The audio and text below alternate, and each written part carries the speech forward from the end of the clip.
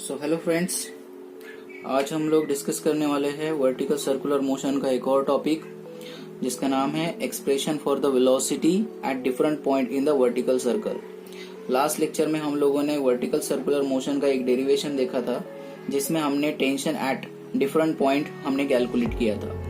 आज हम लोग हमारा अगला डेरिवेशन लेने वाले हैं जो कि वेलोसिटी के बारे में है और यहाँ पर हम डिस्कस करेंगे कि हर एक पॉइंट पर वेलोसिटी कितनी होती है। तो देखिए, मैं इसे बहुत ही अलग मेथड से सॉल्व कर रहा हूँ, तो ये मेथड बहुत ही आसान है। अगर आप ध्यान से समझेंगे तो इसे आसानी से समझ सकते हैं।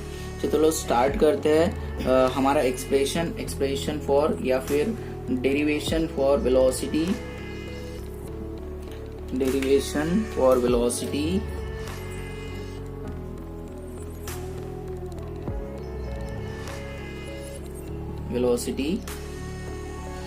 at different point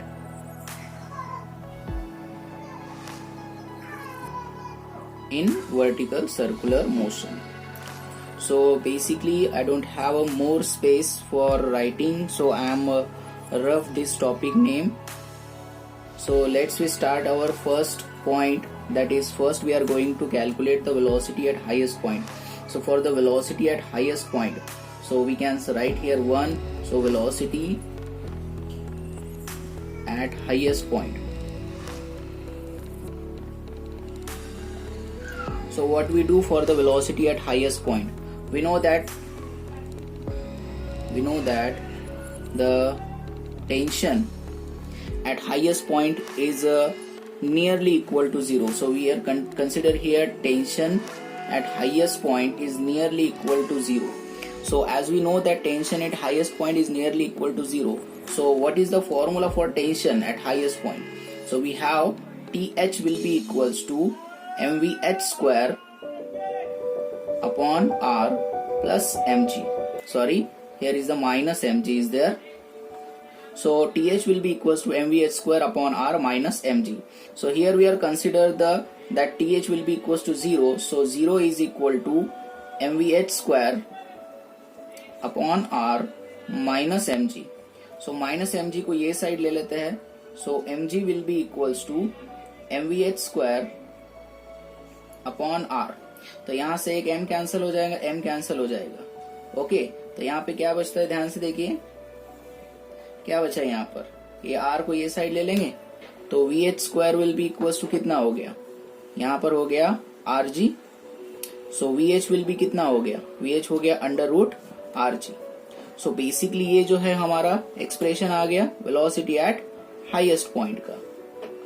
okay, so चलो अब आगे बढ़ते हैं. वेलोसिटी एट मिड पॉइंट या लोएस्ट पॉइंट निकाल लेते हैं पहले. So for the velocity at lowest point we are going to take the conservation of energy. So हमें पता है कि अगर हम लोग सर्कुलर मोशन की बात करते हैं तो सर्कुलर मोशन में क्या होता है. सर्कुलर मोशन में जब पार्टिकल जो है इस तरह से वर्टिकल सर्कल में घूमता है तो इसकी वेलोसिटी हर एक पॉइंट पे अलग अलग होती है. तो अगर वेलोसिटी अलग है तो काइनेटिक एनर्जी अलग अलग हो जाएगी, पोटेंशियल एनर्जी अलग अलग हो जाएगी. तो यहाँ पर काइनेटिक एनर्जी और पोटेंशियल एनर्जी भी क्या हो जाएगी, यहाँ पर अलग हो जाएगी. तो हम लोगों को क्या यूज करना है, यहाँ पर कंजर्वेशन ऑफ एनर्जी का यूज करना है. मान लो ये जो है हमारा पॉइंट O है. ओके, तो यहाँ से हम लोग कंसिडर करते हैं कि ये डिस्टेंस क्या होगा, R होगा. ये भी डिस्टेंस कितना होगा, R होगा. तो देखो यहाँ से लेकर यहाँ तक, जैसे कि हम लोग अगर इसको नाम देते, ये L पॉइंट है, ये M पॉइंट है और ये H पॉइंट है. तो L से लेकर H तक जो हाइट हो जाएगी वो कितनी हो जाएगी, 2R हो जाएगी. This will be equals to 2R. Okay, तो यहाँ पर इस चीज का हमें यूज करना है, इसलिए मैंने यहाँ पर आपको एक्सप्लेन किया है. तो चलो वेलोसिटी एट लोएस्ट पॉइंट को डिस्क्राइब कर लेते हैं. So according to the conservation of energy, according to conservation of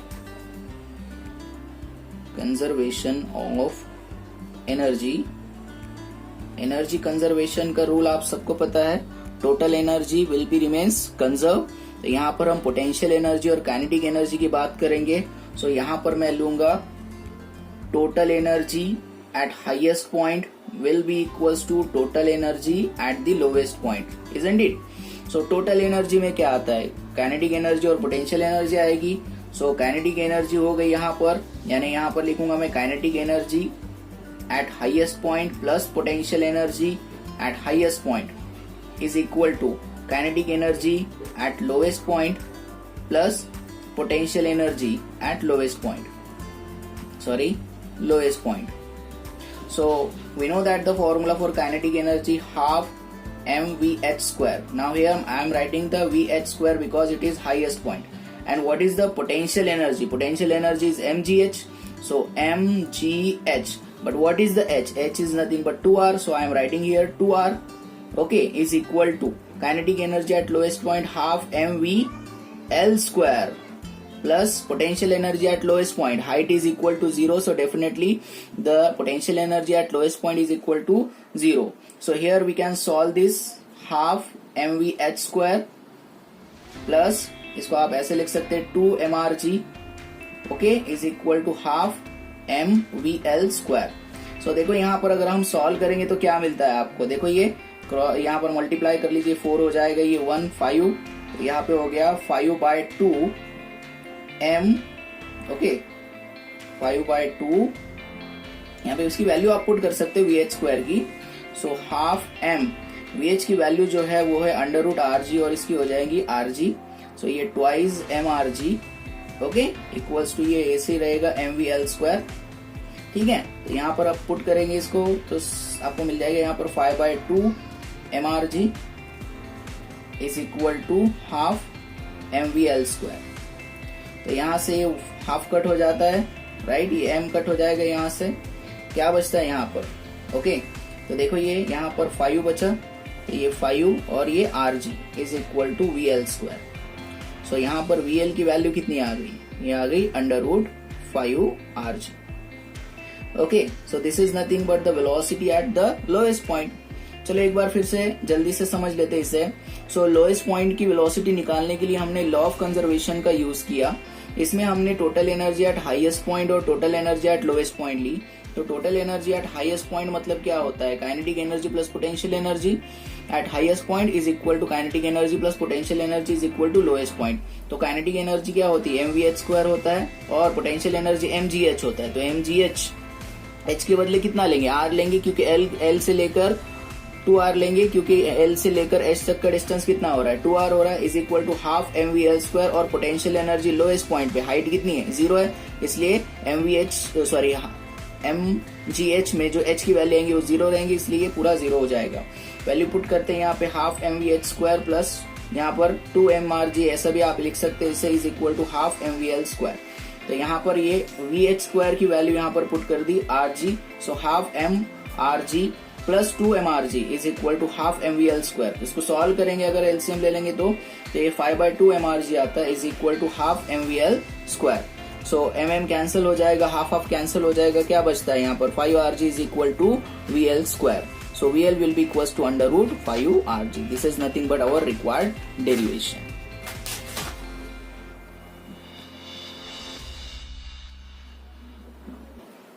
So let's we start our third point, that is nothing but the velocity at mid point. So अब हम लोगों को velocity निकालनी है mid point की. तो यहाँ पर भी हम law of conservation का यूज करेंगे. So according to law of conservation of energy, to law of conservation of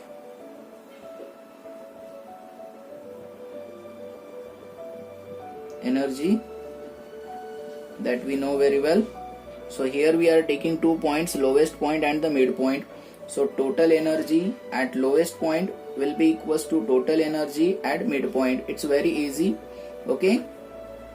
So again same thing, total energy at lowest point, it means that kinetic energy at lowest point plus potential energy at lowest point is equal to kinetic energy at mid point and plus potential energy at mid point.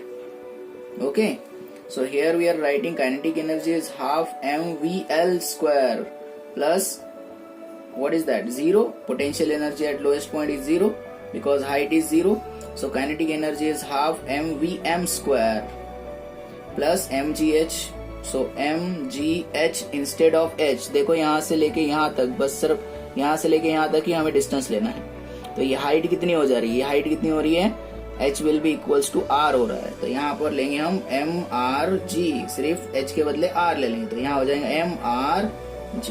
Okay, चलो solve करते हैं इसे। VL square की value put कर देंगे तो half m, VL की value कितनी है, VL की वैल्यू होती है अंडर रूट 5rg, तो ये आएगा 5rg, स्क्वायर रूट निकल जाएगा, is equal to half mvm square plus mrg।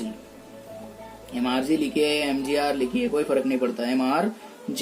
Okay, अब इसको इधर ले आइए, तो ये हो गया 5/2 mrg, और ये इधर आ जाएगा तो ये हो जाएगा minus mrg is equal to half mvm square. Okay, so चलो यहाँ सॉल्व कर लेते हैं। इसे सॉल्व करेंगे तो क्या बोलता है, यहाँ पर ये 2 इधर चला जाएगा, ये 1 इधर चला जाएगा, तो यहाँ पर देखिए ये 1 रहता है, तो हम इसका एलसीएम लेके सॉल्व कर रहे हैं। इसको क्रॉस मल्टीप्लीकेशन लेके भी सॉल्व किया तो हो जाएगा, ये 5 वैसे ही रहेगा, 2 यहाँ पे आ जाएगा, तो 5 - 2 3 बचेगा, तो 3 mrg बचता है यहाँ पे, इक्वल टू हाफ